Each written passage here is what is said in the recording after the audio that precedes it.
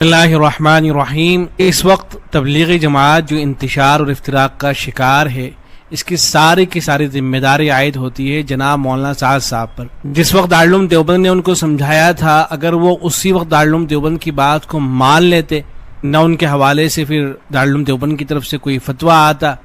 نہ ان کے بارے میں کوئی اس طرح کی بات کہی جاتی کہ اس آدمی کے نظریات اور خیالات صحیح نہیں ہیں۔ لیکن جناب سعد صاحب نے نہ اس وقت بات کو مانا تھا، نہ اب وہ بات کو ماننے کے لیے تیار ہیں۔ ابھی بھی ان کی طرف سے اسی طرح کی باتیں آ رہی ہیں۔ تو اب یہ تازہ فتویٰ آیا ہے،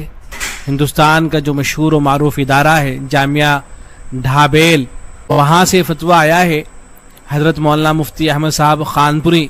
دامت برکاتہم العالیہ حضرت کے دستخط کے ساتھ یہ فتویٰ آیا ہے، جس میں بالکل صراحت کے ساتھ یہ بات واضح کر دی گئی ہے کہ جو حضرات بھی مولانا سعد صاحب کی فکر سے متاثر ہیں یا نظام الدین کی فکر سے متاثر ہیں، سعد صاحب ہی کی فکر سے جو متاثر ہیں، تو کسی بھی ایسے شخص کو ہرگز اپنے یہاں نہ بلایا جائے، نہ ان لوگوں کی تقریریں سنی جائیں، نہ ان کو تقریر کرنے کا موقع دیا جائے، ان کو اسٹیج نہ فراہم کیا جائے، اور عوام کو ان کی زہر ناکیوں سے متنبع کرتے ہوئے ان سے دور رہنے کی تاکید کی جائے، لوگوں کو سمجھایا جائے ان کے بارے میں کہ یہ ایسے لوگ ہیں کہ ان کے نظریات اور خیالات صحیح نہیں ہیں۔ ابھی بھی وقت ہے ان حضرات کے پاس، سعد صاحب کے پاس، اللہ کرے کہ ان کی بات سمجھ میں آ جائے۔ اگر بات سمجھ میں نہیں آتی ہے تو پھر ظاہر ہے جو معتبر دارالفتاء ہیں وہ یہی فتویٰ دیں گے کہ بھئی یہ لوگ صحیح نہیں ہیں۔ بہرحال یہ فتویٰ ہے، یہ فتویٰ لکھا ہے مفتی حفظ الرحمان صاحب نے، اور اس پر دستخط کیے ہیں حضرت مولانا مفتی احمد صاحب خانپوری دامت برکاتہم العالیہ نے، اور یہ شائع ہوا ہے 28 ذی القعدہ 1447 ہجری 16/5/2026 کو، یعنی گویا کہ ابھی 4-5 دن پہلے کا یہ فتویٰ ہے۔ لکھا گیا ہے، سوال کیا گیا، السلام علیکم ورحمۃ اللہ وبرکاتہ، مفتیان کرام اس مسئلے کے بارے میں کیا فرماتے ہیں؟ باربادوس میں جماعت تبلیغ کی شورا میں 7 افراد ہیں، ان میں سے 5 علماء کرام ہیں۔ یہ حضرات عالمی شورا کا اتباع کرتے ہیں اور 95% عوام ان کے ساتھ بھی ہے۔ باربادوس ایک ملک ہے، وہاں کا جو اختلاف چل رہا ہے اہل شورا اور نظام الدین کے جو حضرات ہیں ان کے درمیان میں جو اختلاف چل رہا ہے، تو ان حضرات نے یہ استفتاء کی شکل میں معلوم کیا ہے کہ ہم لوگوں کو کیا کرنا چاہیے، چونکہ یہاں اختلاف ہے، کچھ حضرات نظام الدین کی طرف ذہن رکھتے ہیں اور اکثر وہ حضرات ہیں جو اہل شورا کتابیں ہیں، تو اب کیا کرنا چاہیے؟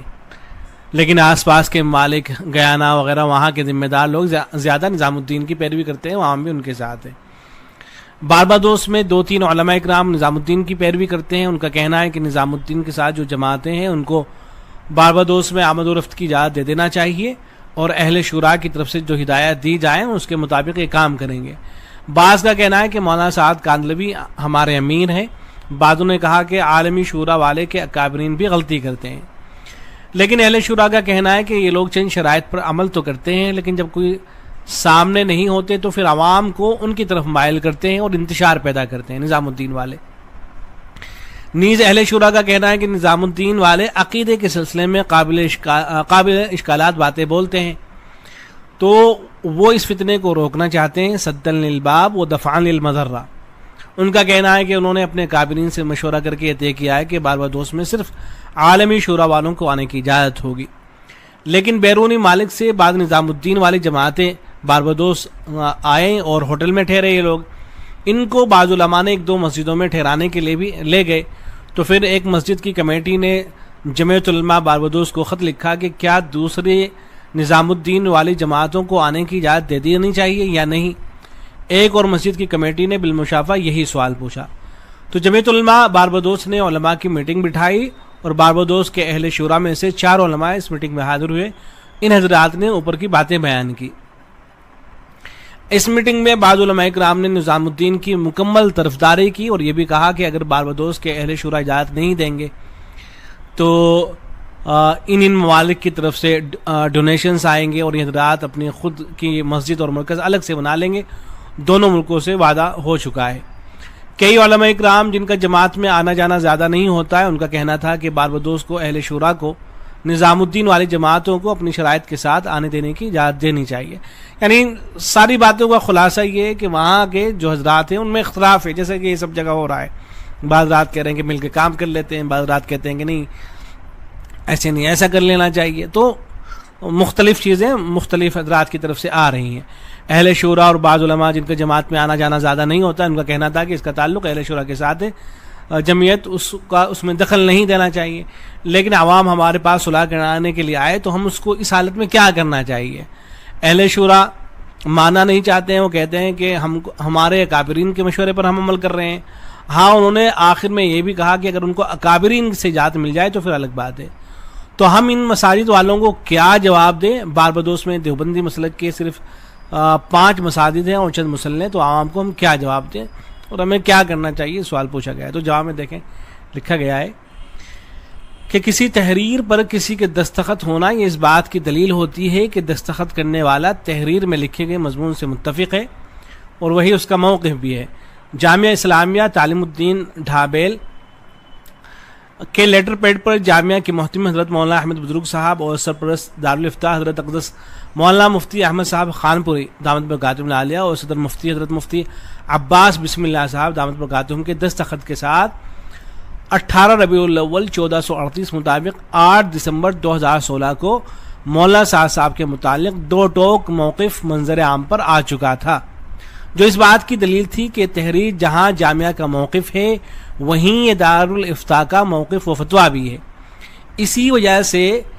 اس موقف کے منظر عام پر آ چکنے کے بعد اس سلسلے میں آنے والے استفتاء کا مستقل جواب نہ دیتے ہوئے اسی تحریر و موقف کا حوالہ دیا جاتا رہا. یعنی پہلے ایک پرانی تحریر لکھ دی گئی تھی، بس وہی جامعہ ڈھابیل کا جو ہے جامعہ اسلامیہ تعلیم الدین ڈھابیل کا وہی موقف تھا، اکابر وہاں کے جو بھی حضرات ہیں ان سب کو وہی موقف تھا، تو اسی پر اکتفا کیا جا رہا تھا. آپ کا سوال بھی اسی سلسلے کی ایک کڑی تھا. چنانچہ بئی خیال کے جامعہ اور دارالافتاء کا واضح موقف تو منظر عام پر آ چکا ہے اور آپ عالم دین بھی ہیں، سمجھدار ہیں، جواب نہ ملنے پر خود ہی فیصلہ کر لیں گے کہ دارالافتاء ڈھابیل اپنے اسی موقف پر قائم و ثابت ہے. مگر افسوس کہ اب جبکہ آپ کے اس استفتاء پر ایک لمبا عرصہ گزر چکا ہے، ابھی بھی آپ کا پیغام پڑھنے اور سننے کو ملا کہ جامعہ کی طرف سے شائع ہونے والی وہ تحریر فتویٰ نہیں ہے. اور آپ کے سوال کا جواب نہ دینے کی وجہ سے آپ نے اپنے طور پر یہ نتیجہ نکالا کہ مولانا سعد کے غلط نظریات میں جامعہ کے دارالافتاء کو تردد ہے، لہذا اب ضروری ہو گیا. گویا کہ سائل جو تھے وہ سمجھ رہے تھے کہ شاید یہ جو ڈھابیل ہے جامعہ اسلامیہ تعلیم الدین ڈھابیل، یہ جو حضرات ہیں یہاں کے جو ذمہ دار حضرات ہیں، تو وہ شاید سعد صاحب کے کا جو نظریہ ہے، ان کا جو موقف ہے، اس کو یا تو صحیح سمجھتے ہیں یا کہ تردد رکھتے ہیں. وہ سمجھتے ہیں کہ شاید اتنے خطرناک ان کے نظریات نہیں ہوں گے. تو آپ یہ کہہ رہے ہیں کہ ایسا نہیں ہے، لہذا اب ضروری ہو گیا کہ دارالافتاء آپ کے استفتاء کا جواب دے تاکہ جواب نہ دینے کی جو غلط وجہ سمجھی یا پھیلائی جا رہی ہے اس کا ازالہ ہو. یعنی گویا کہ ہمارا جو موقف ہے بالکل اس کو واضح اور صاف انداز میں بیان کیا جا رہا ہے کہ ہم سعد صاحب اور نظام الدین کے حوالے سے کیا نظریہ رکھتے ہیں. لکھا گیا ہے کہ یاد رہے کہ جامعہ کا دارالافتاء اپنے اس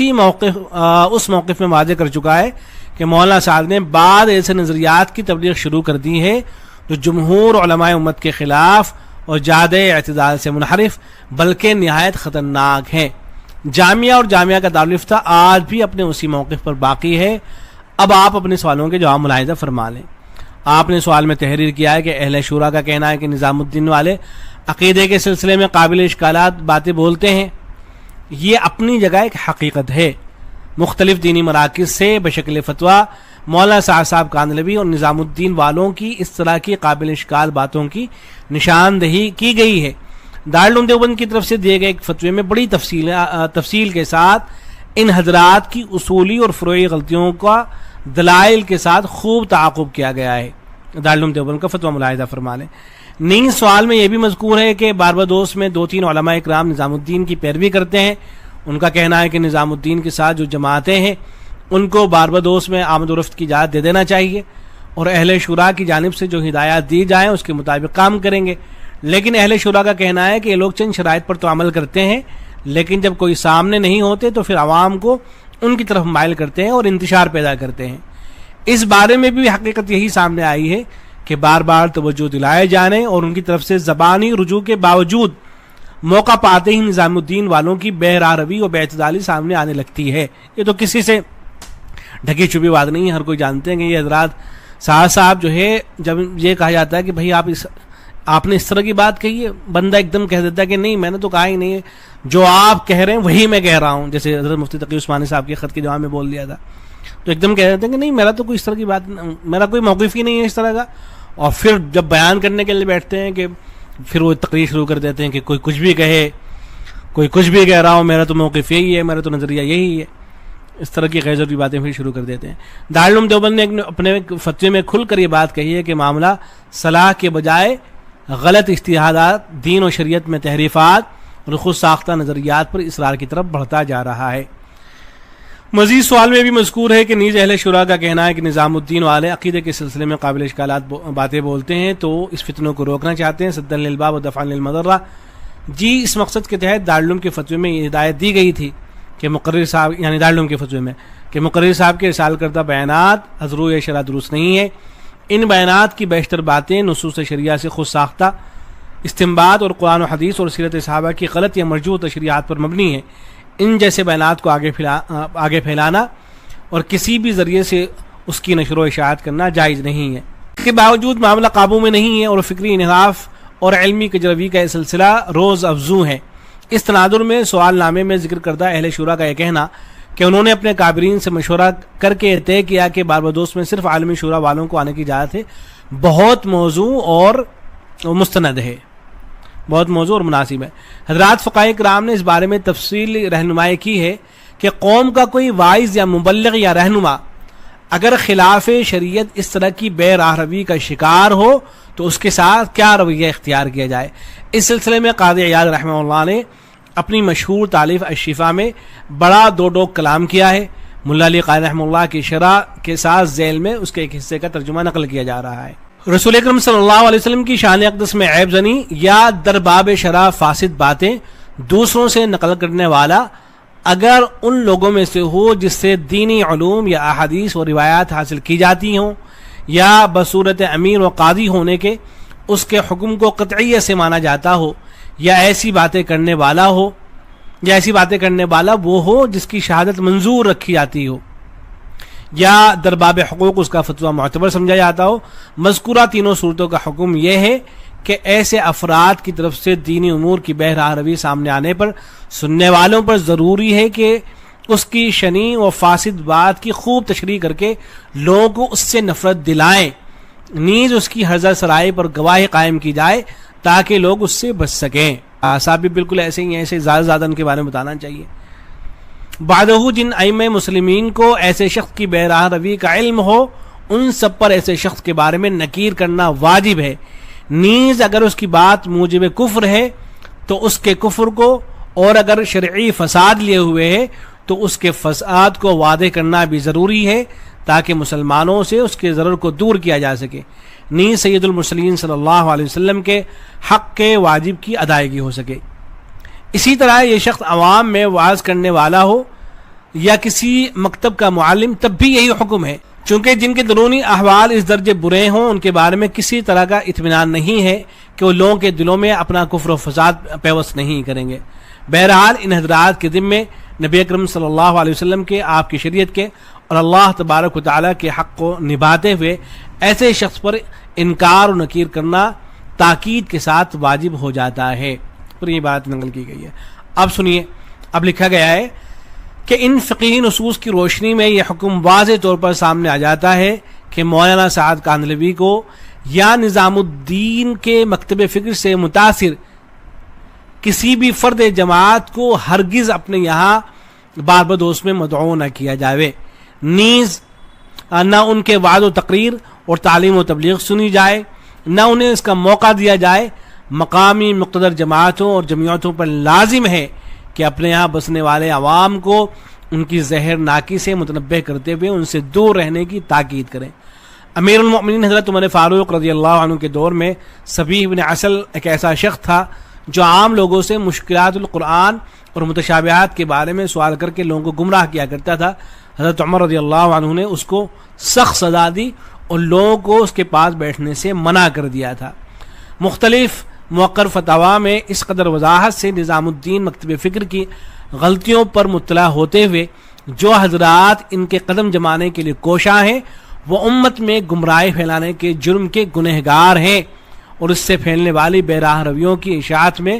براہ راست شریک و حصے دار ہیں۔ اللہ تعالیٰ فتنوں سے محفوظ رکھے۔ کتنے سخت الفاظ ہیں، آپ ذرا پھر سے پڑھ لیجئے گا ان الفاظ کو، کہ نظام الدین مکتب فکر کی غلطیوں پر مطلع ہوتے ہیں، جن کو پتہ ہے کہ یہاں سے کیا کچھ ہو رہا ہے، ساتھ صاحب آئے دن کیا کچھ بولتے رہتے ہیں، جو حضرات ان کے قدم جمانے کے لیے جو کوشش میں لگے ہوئے ہیں کہ یہاں بھی ان کا بیان ہو جائے، یہاں بھی حضرت کو بلا لیا جائے اور یہاں بھی ان کی